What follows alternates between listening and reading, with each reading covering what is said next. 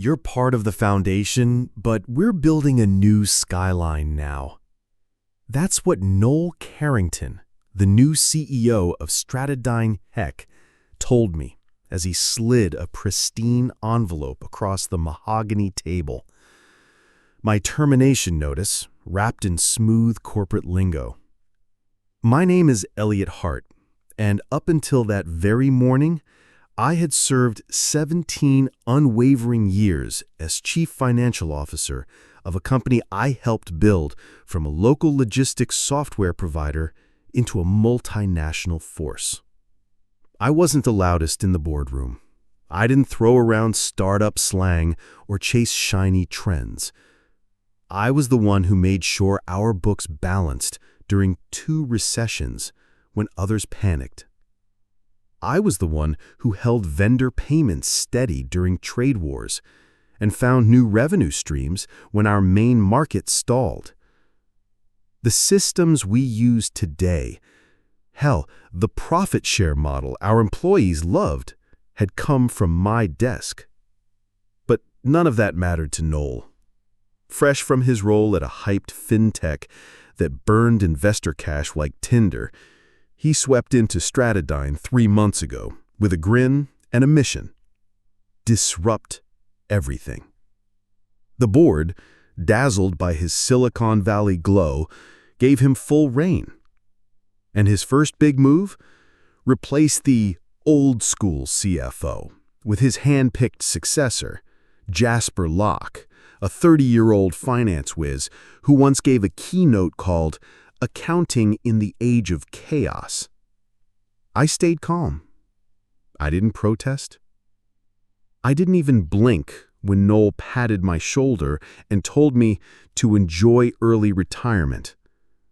I just nodded, picked up the same leather portfolio my wife had given me years ago, and walked out. What they didn't know, what they'd underestimated, was that while they were busy crafting press releases about agile pivots, I'd spent the last 6 months quietly monitoring a string of suspicious internal transfers, fake vendor names, consultant invoices without scopes of work, payments that didn't match approvals. I wasn't planning revenge. I was just doing what I'd always done, keeping the numbers clean, even when the people behind them weren't. I spent the first few days after my departure pretending to settle into the quiet. Long walks, newspapers I never finished, even a short visit to my niece's family barbecue. But it didn't last, because even as I sipped coffee on the porch, the inconsistencies clawed at me. They weren't just anomalies in the books, they were stains in a system I had spent nearly 2 decades safeguarding. Every time I closed my eyes, I saw the invoices, the ones marked Strategic Transformation Advisory from a firm called Orion Vale Partners, a name that hadn't existed in our vendor database 6 months prior. There were 3 payments already made: $120,000, $137,000, and another for $191,500. No attached SOWs, no project leads listed, just vague terms like executive alignment sessions and AI modeling consultation. So, I opened my old laptop. You see, during my final 2 quarters, I'd quietly restored an old audit tool I had built years ago, something we'd shelved after switching platforms: Sentinel Vault. It was a server-side program that flagged and duplicated any transaction over $25,000 and stored it in an encrypted cloud environment under my rotating admin key. Just a safety net, I told myself at the time, nothing more. That safety net was holding fire. The deeper I dug, the more grotesque it became. Orion Vale wasn't a vendor, it was a shell company, registered 6 weeks before Noel took the reins at Stratodyne. The listed contact? Jasper Locke's cousin under an alias. Their address? a vacant unit in Austin tied to a holding company that Noel had once worked with. The digital trail wasn't even buried well. They'd gotten sloppy because they thought they were surrounded by yes men and blind loyalty. I didn't tell anyone. Not yet. Not even Morgan, my closest former colleague in compliance. I wanted to be sure. So I cross-referenced. Another vendor, TerraPoint Global, had been paid nearly $500,000 for cloud optimization strategy. Except there was no deployment plan, no migration roadmap, just a 3-page PDF filled with buzzwords and a stolen stock photo from Shutterstock. I reverse image searched it. It had been used on a solar panel ad 3 years ago. That's when I felt it. The burn. Not just for me, for being dismissed like a relic, but for the people I left behind. Analysts, accountants, internal auditors who had trusted my systems and now unknowingly stood in the middle of a financial con job dressed as innovation. I knew what the board would say if I brought this up. They'd echo Noel's favorite phrase, "Forward-thinking risk is how we evolve." But this wasn't risk. It was fraud. And it wasn't just happening, it was expanding. Each payment triggered 3 more. Funds were being funneled through fake R&D affiliates that didn't exist on our sitemap. Internal budgets were being reallocated to a special digital transformation pool, which bypassed standard procurement protocols. I printed everything: screenshots, timestamps, email headers. I even created side-by-side timelines showing exactly how funds were moving in and out of each shell. But I didn't just want revenge. I wanted to protect the company. The real Stratodyne. The one I'd helped build, brick by spreadsheet. And I knew the people who could help weren't at the top. They were in the cracks, unsung, sharp-eyed, still hopeful that what they were part of wasn't just smoke and mirrors. So I picked up my phone. I called Morgan Lynn, our longest-serving internal audit manager. She picked up immediately. "Elliot," she said, surprised. "Everything okay?" I paused and said, "Morgan, we have a problem, and you're the only one I trust to help me fix it." Morgan didn't hesitate. Within 48 hours of our phone call, she drove to my house with a travel mug of strong black coffee and a stack of archived invoices. She'd seen the inconsistencies too, had even flagged a few minor ones months ago, before Jasper's new protocol rewrote the audit hierarchy. But now, with full context and the proof I'd assembled, her expression shifted from confusion to steel. "We're not just dealing with sloppy accounting, Elliot," she said, flipping through a spreadsheet where vendor names repeated with suspicious regularity. "This is a coordinated laundering scheme." We agreed on a 3-phase plan. Phase 1, verify everything again with fresh eyes and multiple sources. Phase 2, file a formal internal ethics complaint. Phase 3, if Stratodyne refused to act, escalate externally. But we needed backup, quiet, skilled, and loyal backup. So I called 2 ex-colleagues who had left Stratodyne after Noel's restructuring, Darius Trent, a forensic auditor with a photographic memory, and Amira Chu, a systems analyst who had quietly cloned our financial database framework before her final day. Both had seen red flags, but assumed it wasn't their place to dig deeper. But now, they didn't just want to help, they wanted justice. We formed what we called the Quiet Ledger. While Morgan focused on cataloging current transactions, Darius went backwards, matching vendor histories across 5 years, looking for foundational fraud. Amira, meanwhile, rebuilt our old compliance sandbox from scratch, a secure, mirrored environment where we could trace manipulations without triggering Stratodyne's new surveillance systems.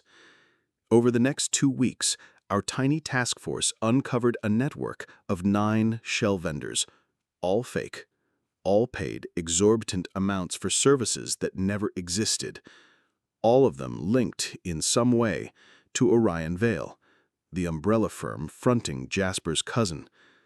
But there was more, much more. Buried deep in Stratodyne's quarterly reports, hidden behind convoluted tech jargon and deferred payment schedules, were millions of dollars listed as legacy infrastructure decommissioning costs. In reality, those entries were routed into a shadow budget labeled L12X, which funded fake R&D initiatives, shell consulting contracts, and offshore wire transfers. We discovered that Stratodyne had funneled over $13.7 million into these ghost accounts in just 8 months.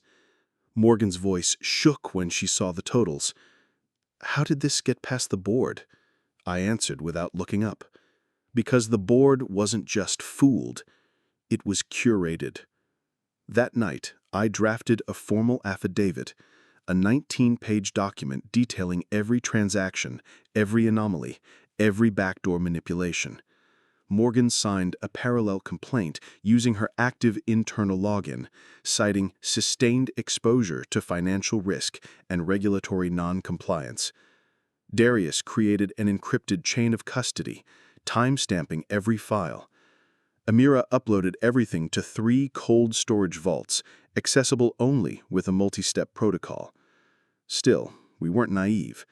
Stratodyne's leadership had already begun silencing dissent. One internal auditor who asked too many questions had recently been restructured into an unpaid advisory role. Another was suddenly on leave for health reasons, despite showing no signs of illness. So, we prepared our fail-safes. Morgan printed 3 hard copies of the evidence and sealed them in labeled packages, one of which was overnighted to a private legal contact in New York. Darius pre-scheduled 3 document drops to the SEC and DOJ if any of us went dark. And I reached out to someone I hadn't spoken to in years, Raphael Jensen, a financial crimes investigator with the Office of Corporate Conduct, whom I had once helped during a vendor embezzlement case. He didn't ask for proof. He asked for time and a secure meeting location. As we prepared for the handoff, something unexpected happened. One morning, Morgan forwarded me an internal memo. It was from Jasper himself. Subject: System realignment, audit migration. Body: effective immediately. All historical audit reports will be restructured under the Vision Metrics platform. Prior logs will be decommissioned by end of week. They were trying to erase the past, but they were already too late. The moment Jasper sent the audit migration memo, our team knew the war had officially begun. Morgan's hands trembled as she opened the latest internal file, only to find our flagged transactions were gone. Archived folders, meticulously organized just days ago, now returned 404 missing pathway. Someone had deployed a targeted purge across Stratodyne's legacy systems. But they didn't realize we were 5 moves ahead. Thanks to Amira's mirrored environment, every deleted record had already been copied, logged, and sealed in an encrypted cloud vault, undetectable from within Stratodyne's new infrastructure. For every file they wiped, we had 2 backups and a paper trail. And those backups were no longer just ours. 2 days earlier, I'd handed over a hard drive to Raphael Jensen at a quiet breakfast diner across town. No suits, no briefcase, just a sealed plastic bag in a to-go container labeled Black Bean Scramble. Inside, 6 months of forensic evidence and a full list of vendors, shell company links, and email chains. Raphael reviewed it, stone-faced, and left without saying much, except, if this holds, someone's going down hard. We didn't have to wait long. That Friday, Stratodyne's largest European partner, Roland Group, halted all payments to the company, $8.4 million frozen mid-transfer, citing urgent financial integrity review. Apparently, Raphael's office had quietly contacted them. In a flash, the news spread internally like wildfire. Stratodyne stocks slipped 14% before noon. Department heads received emergency pings. An emergency board meeting was called within hours.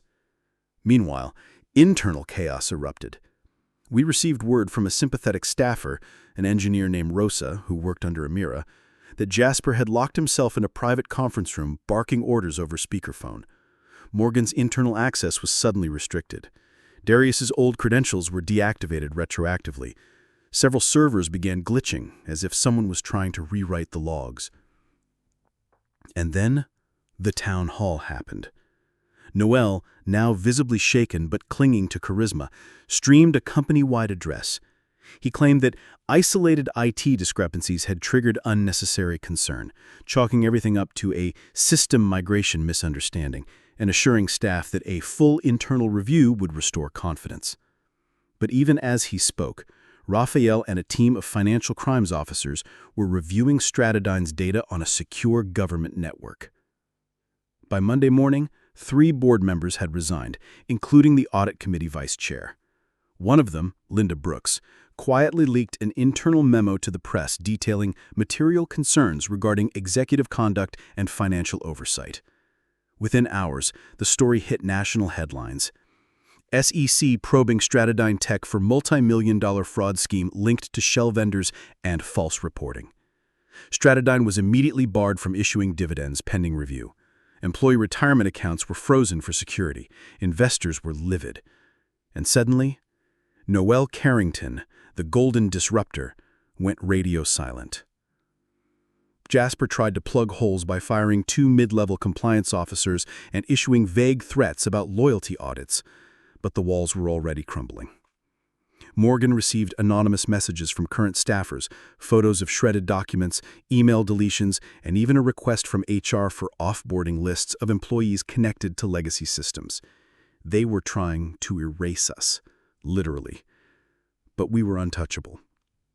Because earlier that morning, Morgan had used her senior clearance to file an internal whistleblower affidavit that triggered a mandatory internal audit, one that could not be canceled or redirected without a formal hearing. It referenced data protected under SEC regulation and was copied to Stratodyne's legal counsel, risk committee, and the Department of Justice. And just to make sure, Darius had embedded a digital dead man switch.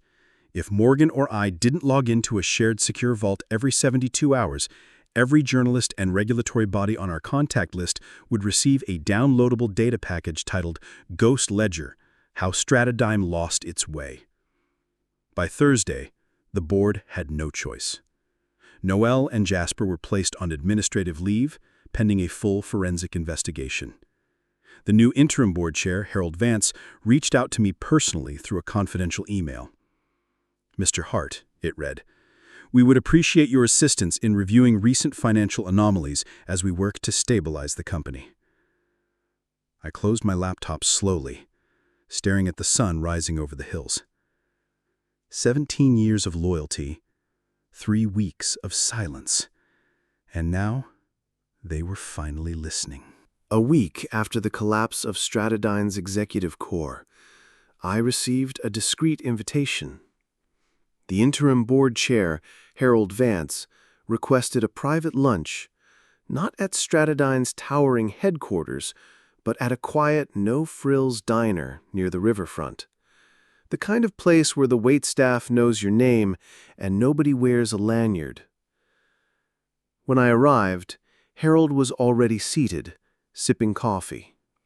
A man in his 70s, with a silver tie pin and tired but honest eyes. He stood to greet me, not out of ceremony, but respect. "You've saved us from a fall we didn't even know we were standing on the edge of," he said plainly. "So, Elliot, what do you want in return?" I paused, looking out the window at the skyline I used to help keep afloat.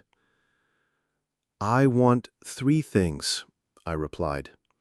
"First, I want the full reinstatement of the legacy audit team, with back pay and legal immunity. Second, Morgan Lynn becomes Director of Financial Oversight. She's the reason this company still exists." Harold smiled. And the third? I want out. He blinked. Out? I've got a lake house in Door County, Wisconsin. It needs new gutters and better insulation. And I need peace. Something I haven't had since Noel arrived. Harold nodded slowly. We can honor that, but we'd like to keep you on retainer. Quietly. 2 days a week. No board meetings, just a back channel into the numbers. I smiled. That I can live with. What followed over the next few weeks was a slow but steady restoration. Stratadine issued a public statement confirming the investigation and pledging cooperation with federal authorities. The stock took a hit, but it stabilized once word got out that the core fraud had been exposed and halted. 3 executive resignations were followed by federal indictments for wire fraud, conspiracy, and misrepresentation of financial documents. Noel Carrington and Jasper Locke were among those charged. The Financial Crimes Division traced over $19 million in misappropriated funds. More importantly, employees like Morgan, Darius, Amira, and even Rosa were recognized. Morgan's promotion was made official within the quarter. Darius was rehired as head of internal audit, and Amira was invited to lead a newly formed Systems Integrity Division. Rosa, she now works under Morgan's department with a clear upward path. As for me, I spent most mornings sanding window frames and brewing strong black coffee in my lake house. Occasionally, I reviewed spreadsheets sent to my secure inbox and flagged anomalies for Harold or Morgan to address. No Zooms, no suits, just spreadsheets and still water. One afternoon, as I organized the last of the files from the case, I found the photo Patricia had framed before she passed. A picture of us smiling on a hiking trail, arms linked, wind in our hair. I set it by the window. I said softly, "You were right. It was never about revenge. It was about protecting what's good and doing it the right way." That's what integrity looks like in the corporate world. Not fireworks, not headlines, not vengeance, but clean books, protected people, and knowing when to walk away with your soul intact. Call to action. If you believe in justice over ego, truth over power, and protecting the quiet heroes in your workplace, don't forget to like, comment, and subscribe to our channel. And tell us in the comments, have you ever seen corruption up close? What would you do if it happened to you? These days, my alarm clock is the sun reflecting off Lake Michigan and the quiet rustle of trees outside my cabin. I no longer wear a tie, no longer attend board meetings, but I still help people. Nonprofits, young tech founders, small businesses. I guide them through the complexities of financial ethics, showing them how to build clean from day one. Morgan and I talk often. She sends updates from the new office, where she now leads a growing team of auditors and compliance officers. "No more fake vendors," she joked in a recent message. "Just real work, real numbers, and real respect." Darius and Amira are thriving too, respected, trusted, and no longer overlooked. Rosa was recently promoted to Data Integrity Lead, a title she wears with quiet pride. As for Stratadine, after the investigation, after the settlements and leadership cleanup, they didn't collapse. They recalibrated. Slowly, deliberately, they earned back trust, not by spinning new visions, but by honoring old values: transparency, accountability, loyalty. People still ask why I didn't go public earlier, why I didn't storm into the boardroom with accusations and fury. Because real change doesn't need to shout. It just needs to be undeniable. This entire journey, from my dismissal through the silent investigation and the eventual recognition, taught me something simple but profound. Power built on noise can be erased in silence, but truth built on patience and proof endures. When people try to erase your worth, don't fight for attention, fight for accuracy. Let your legacy be the evidence they cannot rewrite. Because one day, when the smoke clears and the liars have fallen quiet, your name will still be standing, in the books, in the systems, and in the people who never forgot the truth you upheld. If this story moved you, share your thoughts below. Have you ever been pushed aside at work only to find a way back through quiet strength? Comment, like, and hit subscribe to hear more stories of resilience and justice in the workplace.